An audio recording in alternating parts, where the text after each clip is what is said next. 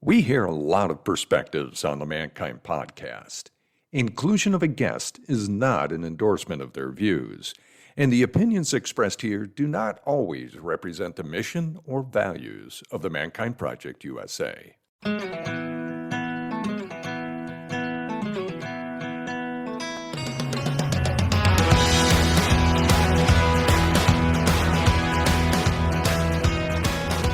Welcome to another recording of the Mankind podcast, the show where we break the molds, the old molds of modern manhood to prove there is more than one way to be a man. In essence, I believe we are trying to simplify manhood and masculinity in a very confusing time for boys and men. And hopefully this conversation today with my good friend, Kenny Andejeski, will give you that little bit extra clarity in how you approach your life and your world. And I'm excited to have Kenny here. I'm amazed we haven't had you on the show yet, mate. Kenny's been a long-time friend of mine. I often consider him like if life was a if life was like a video game or an alternative reality, I feel like every time I get with Kenny, he reminds me of like, hey, we're plugged into like a much bigger thing going on here. I feel very grounded with you. Like you have the ability to see the forest for the trees as we go through different election cycles and social movements and yeah, so I'm just grateful to have you on the show finally. Welcome, mate. Thanks, Brandon. It's great to be here. Yeah, it's funny because we always have these conversations with each other, and now we just get to have it in this format and forum. So I'm looking forward to it. Bingo. And it's never enough time when we do get together because I understand you're a busy dude. But in essence, so you're wondering, what's Kenny do? Why is he here? Well, Kenny helps organizations and people and networks and places build community towards increased belonging, social cohesion, and civic health in everyday life. Kenny, in essence, like I said in the intro, he can see the forest for the trees and just see all the moving pieces, all the people involved. Oftentimes, the thing that is not being said or the people that are not being considered when it comes to big or small decisions, Kenny has a good pulse and all that stuff. So give us a kind of a brief understanding of what you do with your time professionally and personally, and we'll get rocking. Yeah, definitely. I think the nature of my work, even by that description, is very jargony. I think in terms of professional titles that I could hold, I'm a facilitator, I'm a strategist. I'm the guy you want in the room to help you figure out how to bring a group of people together to do a thing together. I come from a sports background and also have a sociology degree. So I understand how people work in groups and how that relates to society at a larger scale. And especially with the sports background, how you can get them to come together to move in a certain direction and towards a goal or aspiration. And I think a beautiful aspect of my work that allows me to see the forest through the trees is that I do it locally here in Chattanooga. I do it regionally throughout Appalachia and the Southeast. And I do it nationally and even internationally with these distributed networks of leaders and organizations that are trying to shift culture and society. So I get to communicate across those groups around what my neighbor's doing and what this person who runs a large global philanthropic organization are doing, and being like, are you on the same page? Do you need to be on the same page? What can you learn from each other? So I think it's really grateful to just be constantly inspired and influenced by all of those folks I get to work with. And quite an ambitious undertaking to get folks on the same page. So yanking that thread, getting people on the same page. Obviously, context is important. Obviously, the situational stuff is important, but like, what does it mean to be on the same page, organizationally, culturally? Like, what is the kind of meta look at that? Yeah, there's a few, I don't know if they're lenses or layers. There's just a few ways to like unfold that and step into it. I think one aspect of the same page is developing certain cultural competencies or encouraging certain levels of emotional intelligence. Like truly trying to understand the experiences and understanding and priorities and identities of others, so that when they come to the table trying to represent their perspectives, you have more insights into what they're sharing than just what they're sharing. and encouraging people to have that curiosity, to want to learn more, to want to spend time in people's communities, to try different foods, to listen to different music, to understand how historically one group has been affected and another group has not. So I think there's that aspect of it, but then it also intersects with the way the world is and the way the world ought to be. And I think very often when people come together, like, the world should be this way, and it's the way that I want it to be, the way that I'll benefit from it, and therefore you should want that too. But the reality is that a lot of our existence isn't reconcilable. Like, at the end of the day, we're not all going to compromise and sing kumbaya. We're going to have to figure out how to coexist and allow for my priorities and your priorities to have a relationship with each other. And, like, hopefully for us to check in with each other to be like, hey, like, if I do this, does this negatively affect you? And they're like, well, yeah, it might. And it's like, okay, well, if it does negatively affect you, what can we do to reduce that harm? Or, like, these are a lot of just meta themes and trends in it. But I start to emerge the layers that exist in all these interpersonal and intergroup dynamics, to just put everything on the table and allow us to figure it out. So it's also encouraging critical thinking and problem solving and a lot of those collaborative skills. And it is just as complicated as I made it sound right there. Yeah. So I want to make a note here. I want to circle back to, like, necessary skills that we're seeing are going to be, crucial in being able to navigate an age of AI and moving into an ever disconnected world as we become more and more dependent on tech.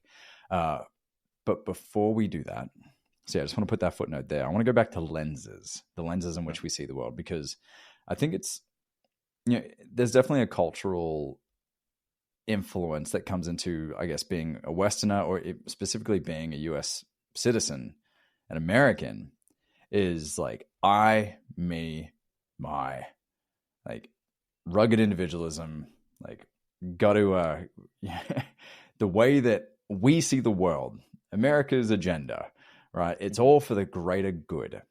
Or my political party's agenda is all for the greater good.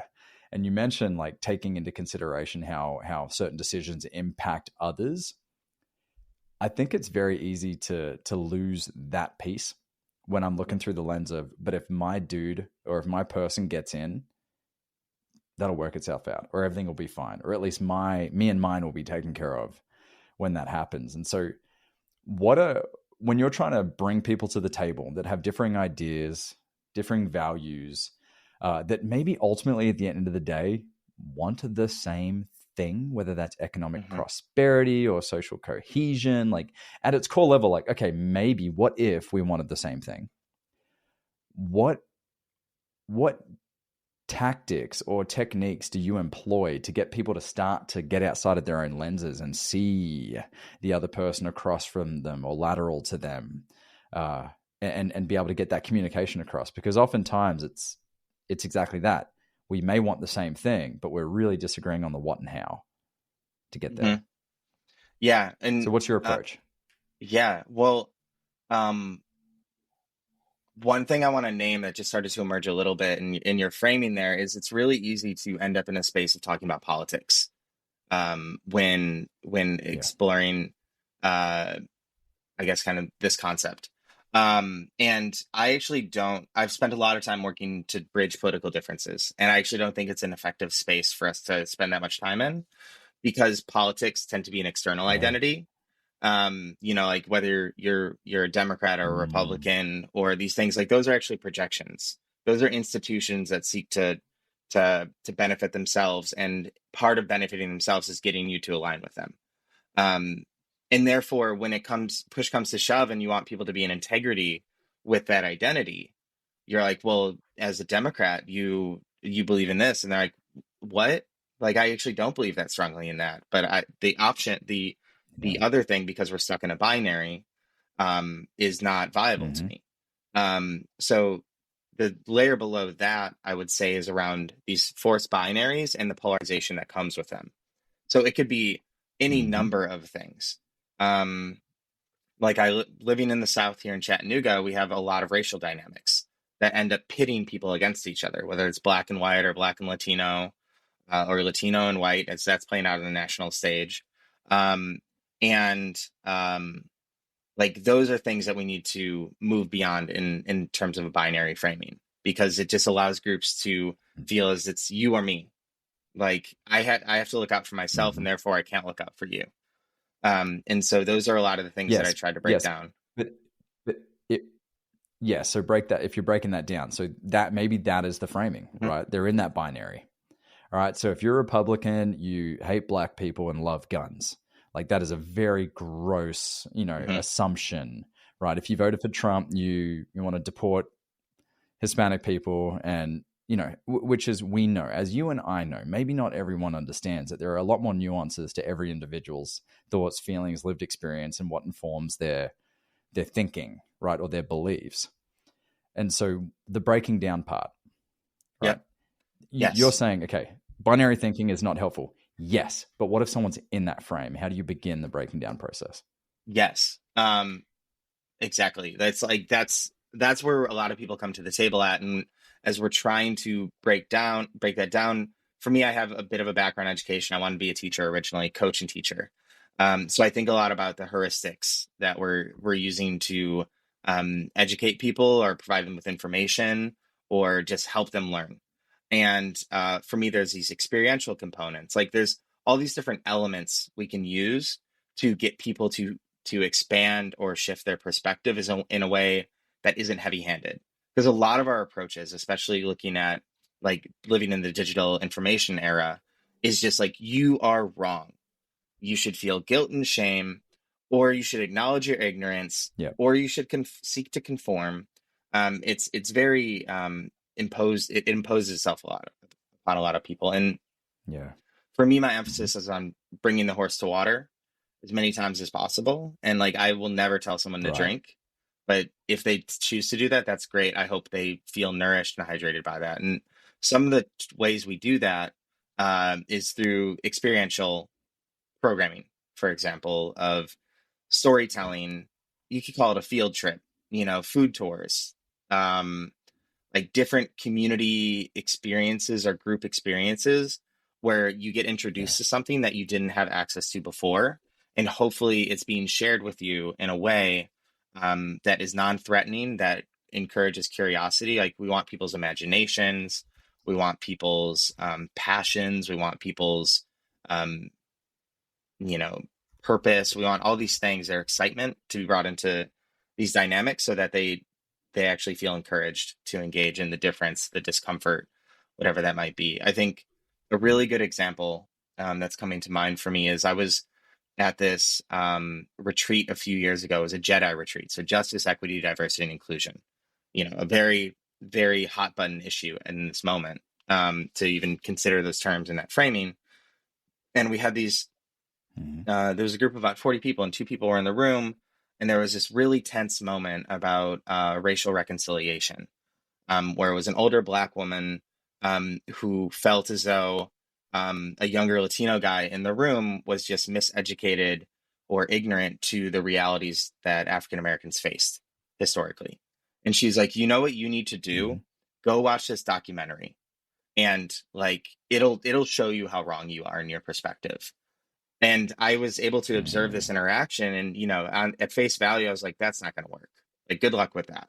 No. But I had just talked to that young man right before that interaction, and he was actually a documentary filmmaker. And so like, I had to take it upon myself to like interject and be like, you don't know the gift you just gave him. Like, this is his life. Like, he is so passionate about this. And I knew the documentary that she referenced. It was 13th, that Netflix documentary about the 13th Amendment. And I was like, he's going to go watch that. Like, you didn't meet, I don't know if you meant to do as good of a job as you did there, but like, you gave him a resource and an opportunity that he's excited to follow through on. And I know for a fact that like, that gave him the opportunity to engage more deeply in a topic that might make him feel uncomfortable or might make him face uncomfortable truths that he hadn't considered before. But even though her framing, you're thinking, oh, this isn't going to work. Hmm. Like, Yeah. you need to watch this to see how wrong you are. You know, it's like any internet argument. Read the link. Read the link. I just posted a link, you know, and it's some random website that's not viable or verifiable or whatever. Like, but so it sounds like, but that's that tactic, that method of how she communicated, I don't judge is going to be going to work. Broadly speaking, she just happened to recommend a documentary to a documentarian. Hmm. So, are you saying that it's just the fact that they're in the room together having this discussion is the piece? I think I think they took the back door to getting where I thought was an effective engagement. They took the long way to get there. Okay. And it wasn't the direct approach, I don't think was effective because it was coming from a more visceral place of like, you're wrong. I feel threatened. You're Yeah. wrong. And I'm going to directly Mm-hmm. intervene. But it unlocked the Mm-hmm. opportunity there. I think one parallel I bring in comes back to like mankind and its purpose. There was a group conversation I was a part of a couple months ago, where we're talking about political diversity, and we have people along the political spectrum in that group, and it's a really difficult time for that group to come together with the new administration. So I'm bringing us back to politics, ironically, but Sure. one of the members of that group was a white male who voted for Trump, and when we were having an affinity group, um, where it was folks who had voted, who are conservative or had voted for Trump, he shared openly that he felt good in the moment. And it's not that he felt good about what was happening to other people, but he felt good Mm-hmm. about himself because for the first Yeah. time in a number of years, he didn't feel guilt or shame for his identity. Like he didn't feel this Mm. external pressure of like, wake up, you need to wake up every day and as a white male, like atone or repent. Yeah. um, and Yeah. he only meant it in personally, he only meant in terms of the Yeah. feelings he was feeling, not in terms of Mm-hmm. the systemic implications of whether or not white privilege or white supremacy exist. He was just talking Mm-hmm. about, or the patriarchy exists. He was just talking about how he felt as a result of the current moment. And I think that again is a gateway into like how people feel really matters as we're trying to Yes. create better communal and societal conditions and outcomes. You know, this is something that I feel like I don't do a good enough job of in the conversations that I have, and this podcast is really recognizing the fundamentals. I think my own personality gets so bored all the time that you're generally not going to hear me say the same thing for more than like a couple months because I'm like, yeah, next thing. But then often I throw out the baby with the bathwater of like, oh no, those fundamentals still need to be around. Like emotions drive everything. Mhm. Before you think anything, there's an emotion, right? And sometimes you think things and an emotion follows, but before that thinking, there was an emotion. And we know that for fact now that emotions drive our thinking. So Mhm. he was able to own his feelings in that moment. And people could have added any of their own thinking projections as to why he's feeling that way, but he's just saying, I feel good and this is why. Yeah. Just to And own he that for wasn't trying to be himself. And that inconsiderate. He just, was being honest mm-mm, and like, bingo. So my men's group, we're continually evolving. We're only about 3 years old now, but the week after the election, we got together and shared who we voted for or how we voted or if we didn't. And it was really, really empowering. And we gave people the option that they knew what they were signing up for. So you did not have to come, right? mhm. Because we didn't want it to, obviously, you didn't want to be a trap.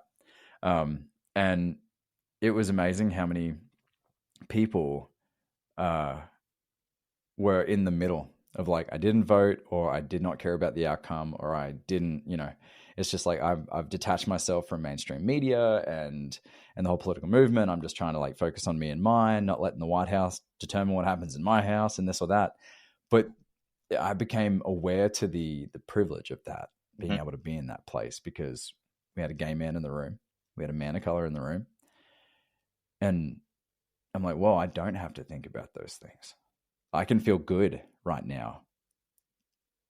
But because what's happening doesn't directly affect me, indirectly it very well may. So yeah, that was very insightful. To just the fact that we had that conversation opened my mind to just other people's experiences with this moment in time. And it's uncomfortable because, I'm moving along, good marriage, good kid, like good career moves, things are happening. And it's like, oh, do I really want to stop and feel anything other than these positive emotions right now? Yeah, It's interesting. it's really interesting. And I mean, there's a couple things that come up there. Um, where the first one is the most well-regulated people that I see in my life right now are the ones who don't follow the news.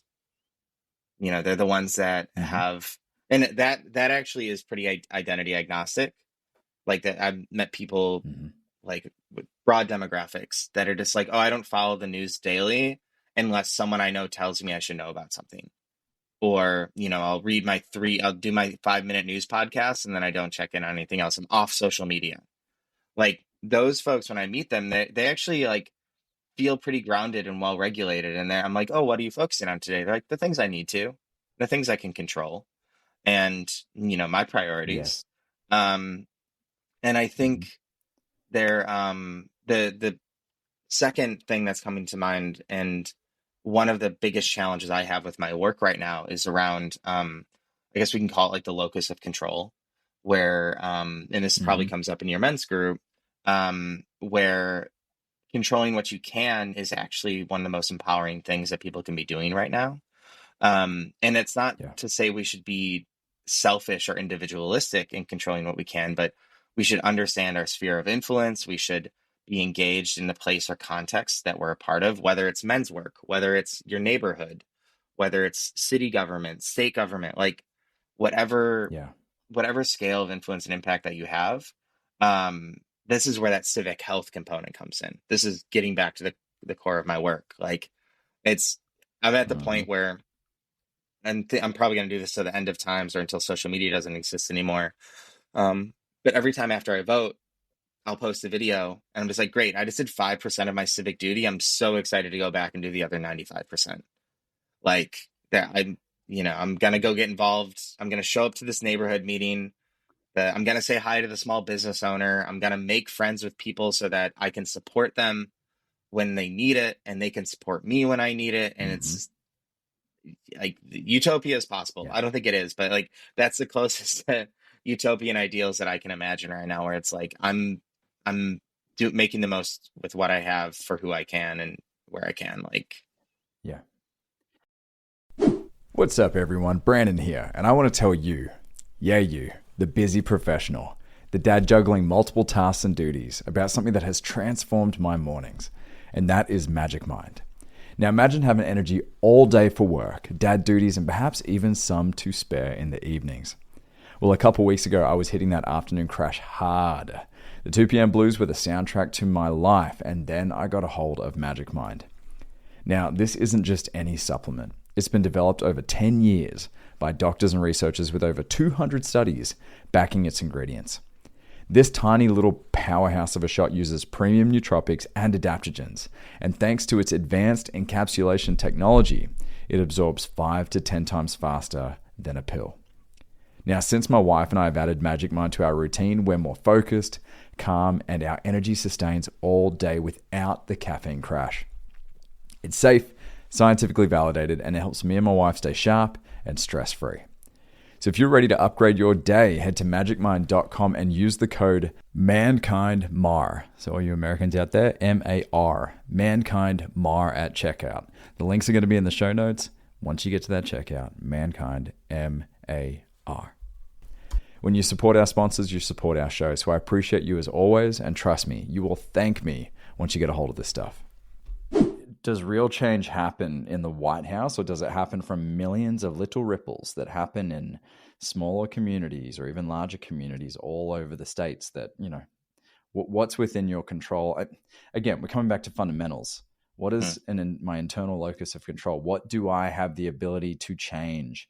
And can I spend all my days worrying about the big stuff out there that realistically I don't have a lot of ability to change, or nor am I willing to go to the extreme lengths in order to have that, create that change. And interestingly, at the end of our men's group about the election and who we voted for and our feelings about it all, that was the common sentiment. Okay, what can I do more civically in my area to support? If I think about me and mine, I think about my family. But if I go a layer outside of that, it's my community. Mm-hmm.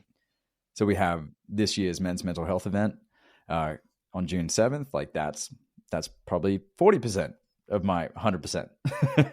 Yeah. That I could offer. But it's like, yeah, it's something we can do. Can we improve Chattanooga's metrics of depression and isolation? Can we do it on that scale rather than like, we're going to change the world? And hey, kudos to those who are willing to go that far. But when I can see it impact my local community, it feels far more tangible and far more accessible. And better than just sitting here thinking about it, wishing things could be different. It's like, hey man, lace up the shoes and go out and start doing. Like comes a point where you can only think so much or wish so much. Action has to follow. Yeah. I mean, that's exactly it. And to your original framing, your original binary framing of what happens in the White House versus what happens locally, like you can't say what happens at a national level doesn't affect us. Sure. And you can say that letting ourselves like wallow in it or be satisfied by it, like doesn't help us either.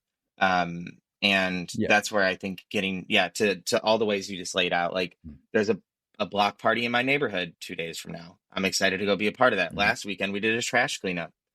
I was grateful to be one of the lead organizers for that.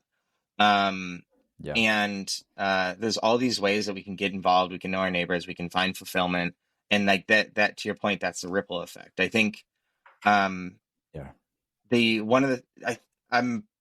live in a lot of frustration because I've spent the last 10 years focusing on like societal trends especially around politics, but around what those politics mean to us. And, one of the things that's been really frustrating for me as someone who holds more probably a progressive worldview based on my education and just based on like, I think better is possible because I don't want to think about, and better is relative, but I think better is like we can create new systems and have new ideas and imagine things that haven't existed before.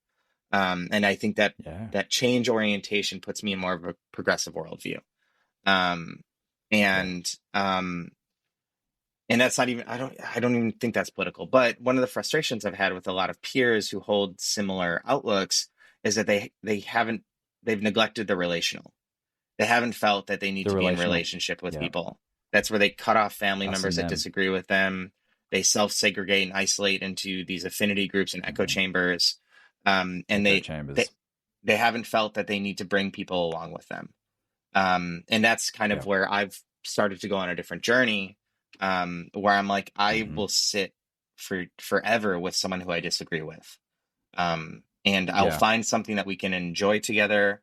I will sit there and with genuine curiosity and care, hear their perspective and worldview, not waiting for my moment to Trojan horse them and be like, hey, you know how you're wrong? Because I've listened to you for a long time and I can tell you how you're wrong. And then you'll totally agree that I'm right. But just to sit there and allow ourselves to communicate with each other. See, that is why. I mean, so I don't know if you're... without Kenny's permission, we voted him into our organizing team for the Men's Mental Health Matters event this year. But Kenny's limited bandwidth has certainly impacted his ability to be a part of a lot of the conversations. And part of it was we started designing this thing unconsciously for the people that accept the message that male isolation is a real problem. I mean, the U.S. Surgeon General has declared it in 2023 as a national emergency. And that's when part of what makes me passionate about this show is I do not want to create content that just like, oh, it feels so good because I agree with everything I'm hearing. Heck no. No way. Boyson doesn't like Jordan Peterson? Heck yeah. Let's get him on. I want him on. I want to have these conversations. I want to reach the hearts of the men whose arms are folded so tightly over their hearts, because guess what? Those are the men who are the most hurt. Mm-hmm. Those are the men who are running to the Andrew Tates. Those are the men that are finding themselves in the red pill movement, right? And so this is part of my mission, is to like, okay, how do we bridge here? Because some of my favorite people in my life are conservative, and if I judged them based on their politics and things I disagree with, we would never have a relationship. Yet 2 of them are probably going to carry my casket. I don't agree with some of the things they believe in, but dude, I would go to bat for them. Promise you that. And I'm very fortunate to be in an environment like the Mankind Project, where my worldview is going to get challenged constantly, where I like to surround myself with people that are going to hold my feet to the fire from a loving place. So not existing in an echo chamber is beneficial and makes that possible. But the thing that, like, things like Jubilee, have you seen those on YouTube? Yeah. Where they bring together like Israelis, and they bring together Palestinians. I have a lot of thoughts on that. Yeah. Structured conversation. Yeah. Structured conversations. And then, I mean, especially that episode, to see like these young people come together and then walk away with so much more connection. They haven't fundamentally changed their views or their beliefs, but identifying that, hey, there's a lot of that we want as well that aligns, and the recognition that there's a human being on the other side. So you said you have a lot of thoughts. I want to hear them. Yeah, absolutely. I'm processing this in real time, but I was like, what's the counterpoint to Jubilee? And it goes back to the Heineken commercial, which was the people that like do team building together, and then the producers are like, oh, actually this person's trans and this person doesn't believe trans people should exist. Do you still want to grab a beer? They went through all of these cohesion building activities prior to exploring their difference. That's an austere example, and that happened in like 2016, 2017. I wouldn't expect today people being so willing to engage across that difference, regardless of how much community building you've done. But I do think there's this like erosion of our social fabric that is encouraged by the Jubilee method, where we're going to prop up the difference, and then from across that void we're going to have people interact. And there's there's the binary.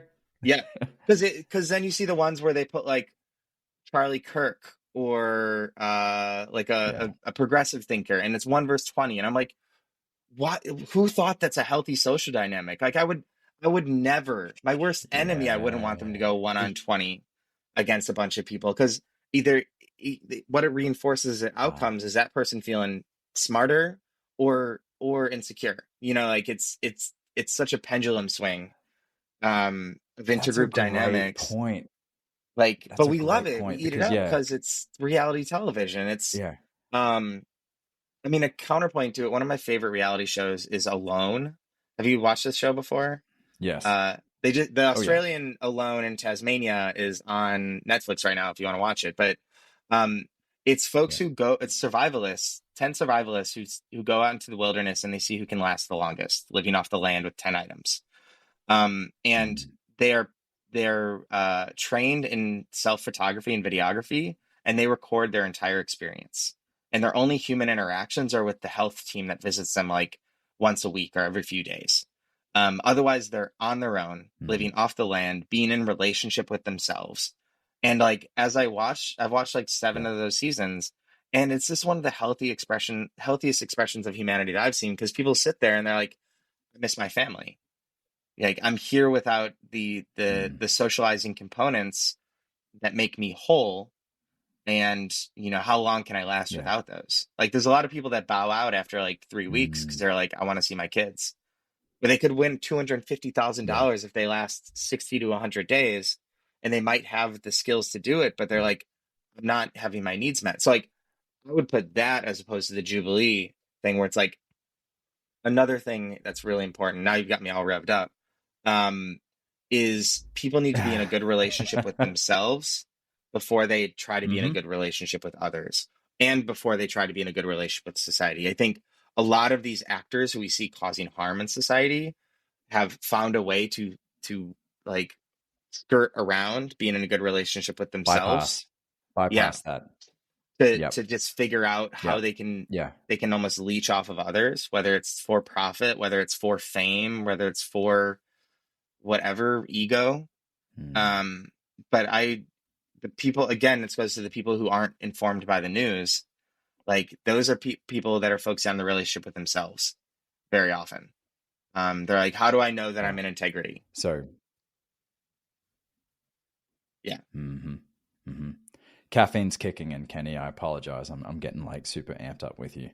Um, the so fundamentals, right? Back to the Yeah. fundamentals. Do your work, right? One of the tenets of this show, of our organization, is you have to do your work. And if you don't think you have work to do, therein lies your problem. Yep. Therein lies the problem. It's like, I don't have to do the work; they have to do the work. It's like, it's a both end. So back to fundamentals again. Can I And interject on that thank actually? you for. Let me say this, and then you can interject. Okay. I just want to say thank you for the Jubilee comment. All right. Because yeah, I see Charlie Kirk come up and I'm like, ooh, 25 people. I can't wait to see them take him down. And then I'm like, oh my gosh, I'm sucked in. Wow. Like there's a Yeah. layer deeper to this. So I want to thank you for calling that out, because that was just a good aha to me, to be like, this is really healthy. This is really working. And I'm like, oh no, it's reality TV. Yeah. And that's what's interesting about that is the episodes that I've watched, like I stick around to catch those glimpses of humanity. Like I think that's what they're trying to, again, Trojan Right. horsing, of like, watch this hour and a half Mm-hmm. YouTube video, and there's going to be a few moments that make you realize Kirk is human, or whatever, whatever your Yeah. perspective watching in on it is. And I'm like, Mm-hmm. is that enough? Like, is that Yeah. counterbalancing the dynamics you're reinforcing around polarization and us and them and binary thinking? Yeah. And like even the platform for disinformation, they do some fact checking Mm. on there, but still people are going to take away the insights they take away.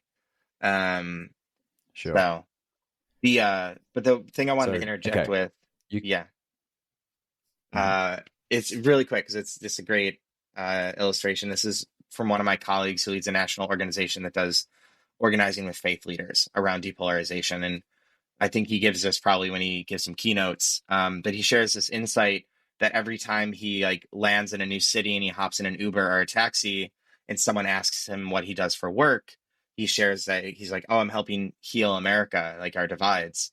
And without fail, by his perspective, people always come back to him. The drivers always come back to him. They're like, do you know what's wrong with the other side?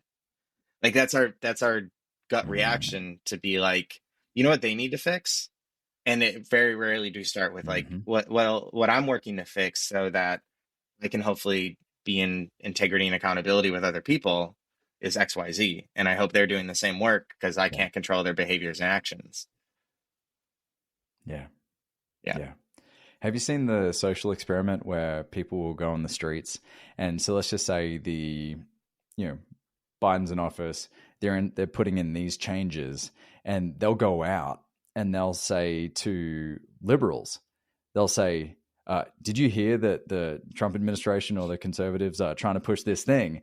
And it's Yeah. actually a democratic agenda. And then so you'll have these people, thinking that the opposite party is pushing forward what their actual party is pushing. And they're like, I can't believe that. It's horrible. Like, how could they do such a thing? And it's like, it's a little bait and switch thingy.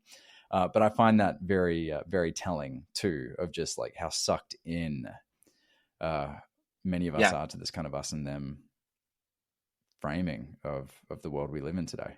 Yeah.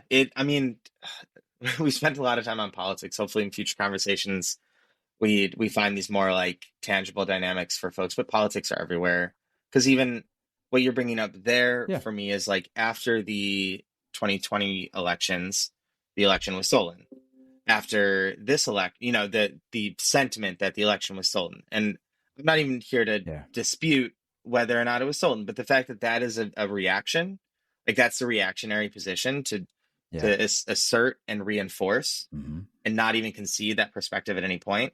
And now I see the other side of it where there's this low level of accountability from the party that lost this recent election based on the vote in the electoral college, where like I haven't seen this big referendum on here's all the ways that this could have gone differently if we had, like I feel like the idea coming to my head is that like the losing party should be forced to go on a retreat and come back to the nation with like, hey, dude, you didn't choose us, and here's why we think that happened. Like it would have been great to see Republicans do that in 2020. The dissonance.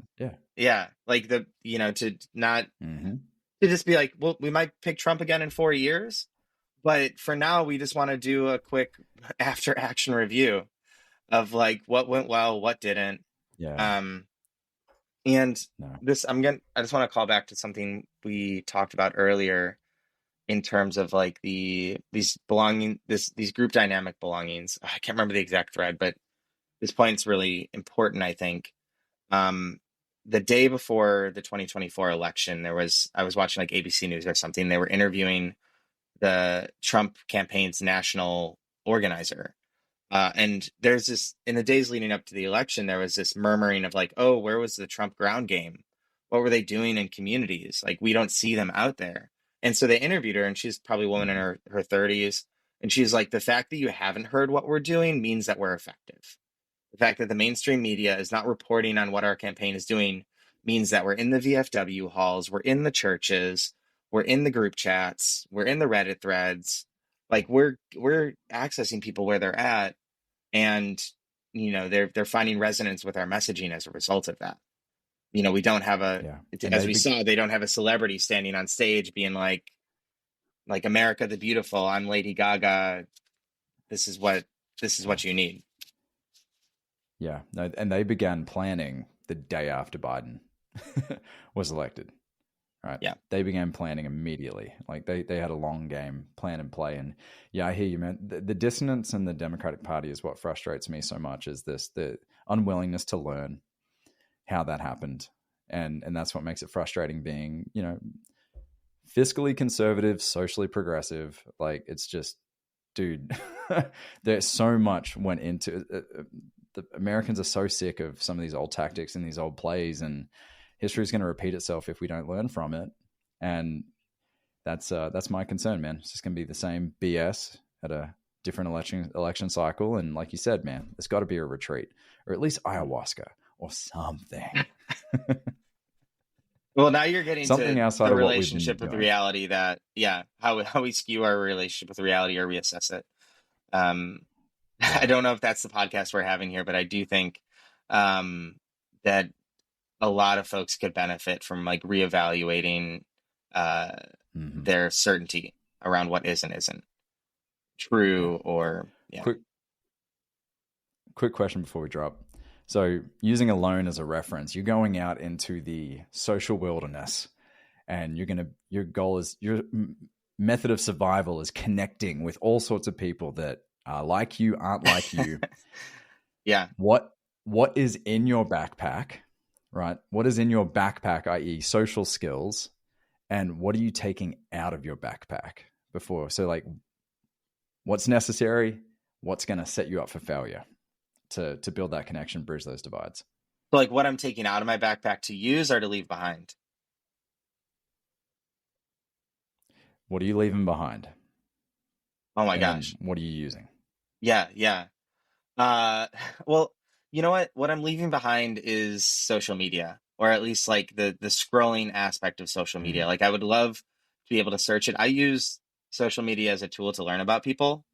Like if I'm meeting someone, I'll find their LinkedIn and, like doing that good old networking research. But I don't want to be fed things that are outside of my control. Like, there was this instance a couple of years ago. I was in Berlin, of all places, and I woke up to a push notification that there was a shooting in Louisville, Kentucky, and I was like, "Why did I receive this information? This has nothing to do with me in my day. Like, I hope those people are okay and wish them the best, but I actually, what? Kind Let of me making be the present to where I am. So I would mm, leave these invasive digital tools and platforms behind. What I would take with mm, me um, is like a almost like a naive curiosity. Like there's this fun part of like pattern recognition and systems thinking, where when you show up and act like the what's the term, like the beginner's mindset, um, in every interaction, where like 90% of it might be the same thing you've heard time and time again, but then there's that extra 10%. There's always that opportunity for people to surprise you, for you to explore new paradigms, for you to come to new levels of understanding, as a result of the interactions in the social wilderness. And I think that's something that I'm very anchored in, um, because what the promise of that is for me, and this gets to almost like a spiritual core. Like I've experienced like inclusion and belonging and love and care from people who are so different than me, because I've shown up in a mm, way of like that personal integrity of like, I'm gonna do everything in my power to learn, to like understand you, to learn, to be a yeah, good person in this interaction, in this relationship. And if I do that, like, and that's not to say I'm perfect or the best at it. Like I mess up in a lot of relationships. It's difficult to hold all the relationships we have in this world because of the digital access again. But I yeah. make it a point to always show up with that, like that openness to something I don't know. Well, I can tell you, I believe you are one of the best at it that I have come across. Your curiosity, your openness, because there are times where I'm just like fiddling on a shower thought that is ungrounded, that is naive, that is unfounded. And I can be with you and I can go blah. And you just listen and ask questions in such a beautiful, amazing way. And upon reflection, I'm usually like, oh, yeah, that was a waste of oxygen from my end. But you just have this, I think, this maybe natural, but probably trained ability to just seek answers, seek someone's truth, maybe not the truth, but what is their truth. And no wonder you are so successful in what you're doing, and are in the spaces that you are. So grateful to have you with us, man. This has been a fun conversation, and you and I have spoken that we're going to have to do this a lot more, because you have some pretty interesting projects that pertain to men and men's mental health that you've been Hmm. tossing up and considering. So give us an insight into that, and I understand you're busy. We'll let you go. Yeah, yeah. I mean, a real so something that's actually giving me hope in the world right now, is this work I'm doing around masculinity. I was fortunate enough to be, there's a few projects, but this is the main one. I was fortunate enough to be accepted into a fellowship on sustained discussion, through this organization called the Interactivity Foundation. And it gave me permission to stand up a a group of 10 peers to explore a topic for 20 hours of sustained discussion with me being the facilitator. So, funding and permission, to do that. And I chose the future of masculinity as my topic, just because working in this community and social impact space for the last decade plus as a white male, like I have felt this aspect of like like I don't feel fully present here in my identities. Like there's a neglect or disregard for folks who hold my identities in this space of like making the future. It's like you had Yeah. power, privilege in the past, so therefore you're just gonna have to buckle up and be along for the ride. And I'm like, I think we can show up more fully. I think Yeah. we can be present to this and be Hmm. contributors and like be on everyone's team. Yep. So that was my aspiration Yeah. setting up this group. And what's beautiful is it's brought together, I put an open call and it all ended up being peers from different aspects of my life.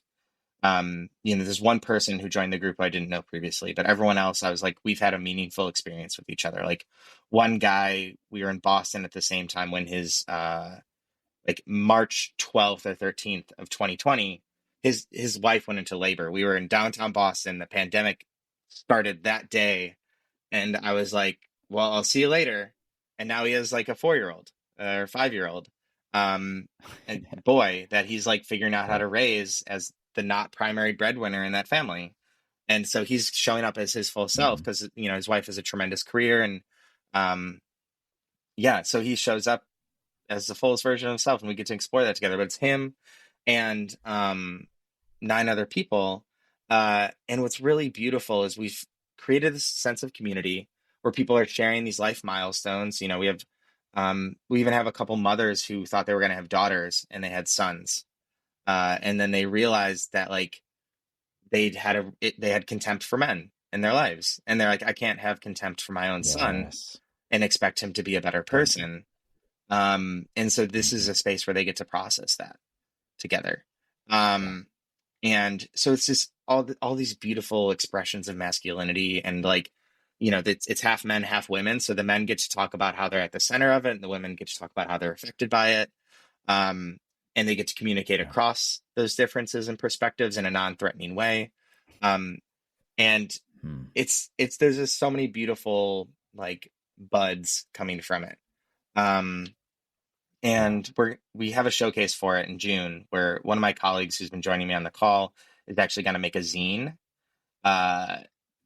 talking or that demonstrates the journey that our group has gone on around like we have a journal that we fill out at the end of every session, and it's like, what challenged you today, what inspired you today, like, and we see that change over time, and we're going to be just sharing that digital product on the showcase.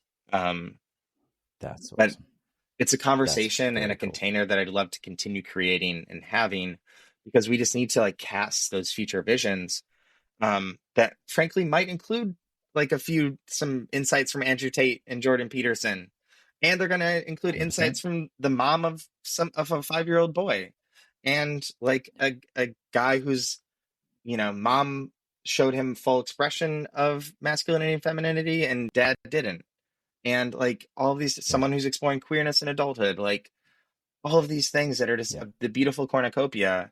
Like we need to cast that future vision through these conversations and these tight-knit cohesive groups where people actually care about each other. Like, and that's what I think we're at. We're like in our 6th conversation, and I feel pretty confident in saying that we've gotten that far. Well, use this as a place to share those insights and bring those insights out even before it's published. Like, I want you to come back and tell us what those conversations are looking at, because these are the things that I'm thinking about as I'm raising a daughter who may turn out to be interested in boys. I'm curious to see, like, what her worldview is, or what she's starting to experience in relation to boys and men, or masculinity as a whole. I want to know that stuff too, and I'm sure our listeners will as well. So please, mate, let's get you back on, time permitting, to hear about these insights, because it's very relevant to us in the show. Yeah, I would love to keep the conversation going and definitely build upon a lot of these things we've talked about. Heck yeah. Well, for those of you listening, if you want to find out more about Kenny's work, you can head to kennyandejeski.com. I'll have links in the show notes, and also check out his Instagram, Kenny Andejeski, which is how I first heard it. I'll have links to that as well. Your stories are highly, highly entertaining. So they're one of my favorites when they pop up. Is there anywhere else we can find out about you and the work you're doing? I'd say if people want to engage with me professionally, finding me on LinkedIn as well. Pretty active there, and love to foster and build relationships that make this future possible. Heck yeah, we'll have it linked. My mate, it's awesome having you with us. This has been too much fun. Yeah, agreed, Brandon. Glad we finally made it happen. Beautiful. Well, thank you. But of course, the biggest thanks goes to you, the listeners who join us each and every week to be a part of the conversation, to prove that there is more than one way to be a man. What do you say, Kenny? Have we done that today? I think so. Yeah, well, I know so. Lots of love to all of you, and we will see you next week. This has been another episode of the Mankind Podcast, produced in association with the Mankind Project USA. We have been your hosts, Boyson Hodgson, and myself, Brandon Clift, and we want to thank our guests for joining us today and imparting their wisdom from their experiences in this amazing journey called life. If you want to find out more about today's guests and support them in their mission, you can find links to them in the show notes. Now, if you have found gold and insights that you believe could benefit your loved ones and those you care about, be sure to share it with them. And of course, we are always grateful for a rating and review of the show on iTunes. Now, above all else, we've got to thank you, the listener, because through your attention, and your support, you have made it possible for us to let men all over the world know that they are not alone and that there is more than one way to be a man. And if something in this episode has touched you, then perhaps it is the call to action to get involved in men's work. With live trainings happening constantly and in-person trainings happening all over the world, the Mankind Project definitely has something for you. Now, if you've enjoyed the music in this episode and all of our episodes, be sure to check out Jim Donovan and the Sun King Warriors. I have links to them in the show notes. And lastly, just know, what it means to me to be a man is completely different than what it means for you. That is the beauty of this journey. So if you are looking for guidance, support, and community as you begin to unpack and dive deeper into your men's work journey, then you know where to find us. Same place, same time, next week. Lots of love. We'll see you then.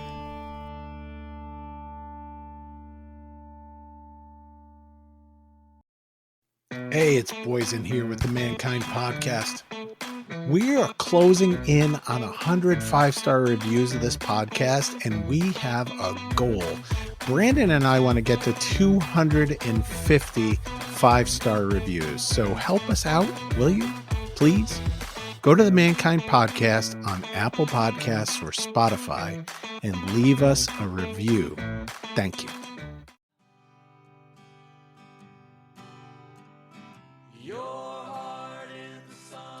Hey, it's Boysen. On the Mankind Podcast, we've brought some incredible guests on to talk about the importance of doing the work to improve our mental and emotional health. And here's the truth. Multiple times over the last 25 years, I've had the help of one-on-one work with some amazing therapists. For me, for my wife, for both of us as adoptive parents, and for our kids. The Mankind Project and Men's Group, though awesome, are not a substitute for professional mental health support. And so I'm thrilled that the Mankind Podcast now has BetterHelp as a sponsor for the show. BetterHelp works online. It asks you what you're working on and then matches you for live one-on-one sessions with a licensed therapist, someone trained to work with you, listen, and offer helpful insights. I'm using BetterHelp. It's super easy, and I like what I'm getting. If getting one-on-one support in the comfort of your own space feels like a good direction for you, I invite you to check it out. Go to the link in the show notes or betterhelp.com/mankind. And if you sign up, you'll get 10% off your first month of therapy.